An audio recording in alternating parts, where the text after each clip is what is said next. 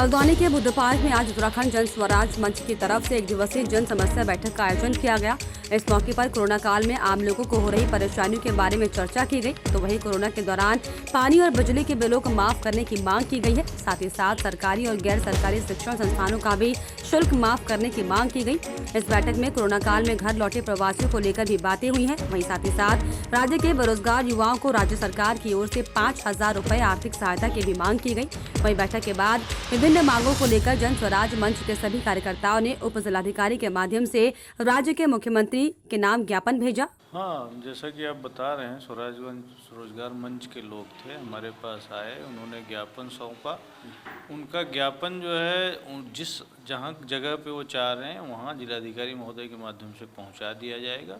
जैसा कि उन लोगों ने बताया कि उसकी विषय वस्तु लॉकडाउन के दौरान होने वाली समस्याओं को लेकर के है कि लोगों के रोज़गार छिने हैं और उस दौरान चूँकि धनार्जन नहीं हुआ है तो लोगों को अपने बिल आज देने में समस्या हो रही है। तो उनकी इस भावनाओं को मूल रूप में हम पहुंचा देंगे। उच्च स्तर से इस संबंध में कार्रवाइयाँ हो रही हैं। आगे भी पूरी संभावना है कि इनके ज्ञापन को संज्ञान में रख करके निर्णय लिए जाएंगे। वहीं ज्ञापन देने के दौरान मंच के संयोजक हेमचंद्र पंत ने कहा कि राज्य में महंगाई चरम पर है और कोरोना ने लोगों की आर्थिक स्थिति को डामाडोल कर दिया है। तो वहीं मंच के मुख्य संयोजक प्रकाश सिंह नगरकोटी ने कहा कि गांव में अब भी सुविधाओं का अभाव है। हाँ, जिलाधिकारी महोदय ने जिला उप जिलाधिकारी महोदय ने जो है तो हमारी बात जो है मुख्यमंत्री महोदय तक पहुँचाने का आश्वासन दिया है हमें। और अभी हम 10-15 लोगों के साथ जो है उन्हें ज्ञापन देने पहुंचे थे, जो उन्होंने स्वीकार कर लिया है।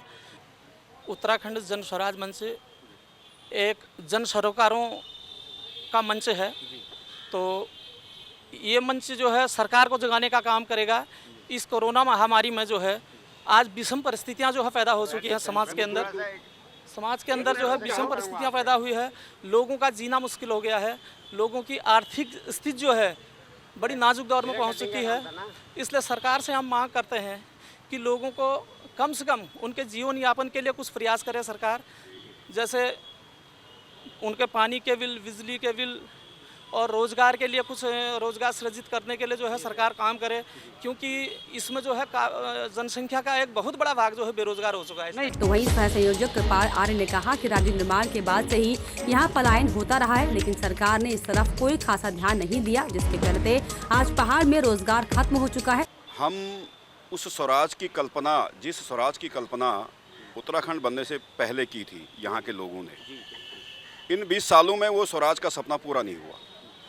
और अगर हम इसको एक लाइन में बोल दें कि वो स्वराज हमको नहीं मिला, उस स्वराज के लिए फिर एक बार और क्रांति होनी है उत्तराखंड में। हम उस क्रांति की तरफ को जा रहे हैं जिससे सारे समस्याओं का समाधान हो जाएगा। अब मैं अगर समस्याएं गिनवाने में लगूं, हमारे बारी बारी से राज करने वाले जो दो पार्टियां रही हैं, वो मुझे एक भी काम अपना गिनवा दें जो जिससे उत्तराखंड का नाम नंबर 1 हुआ। इससे ज़्यादा मैं कुछ नहीं कहना चाहूँगा।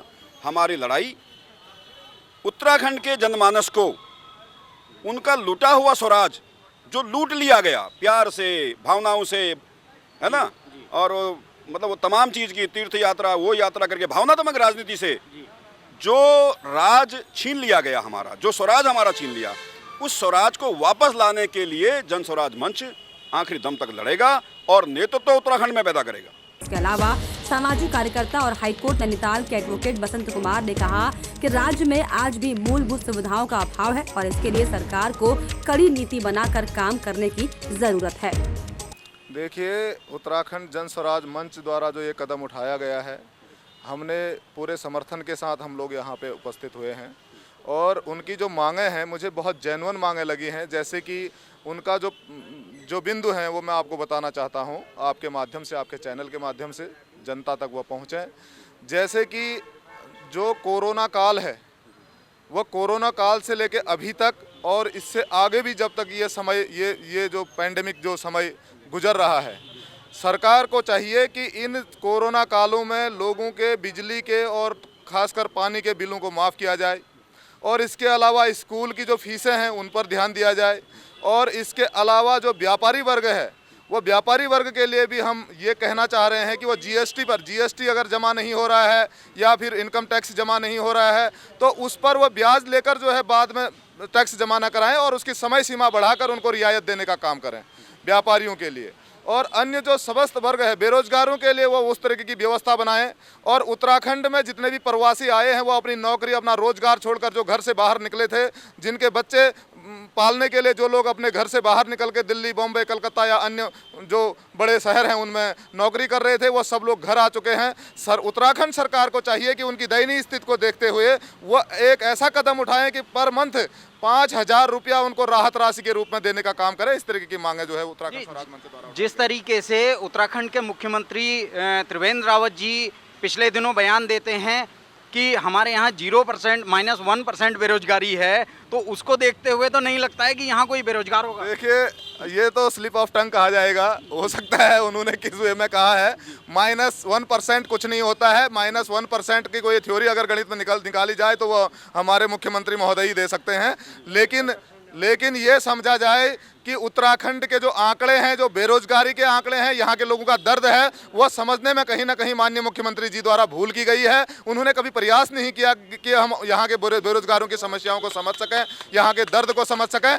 ये उनकी जो मंच से उन्होंने -1% का जो थ्योरी बताया, वो इस बात को दर्शाता है कि माननीय मुख्यमंत्री जी उत्तराखंड के बारे में कुछ भी नहीं जानते हैं।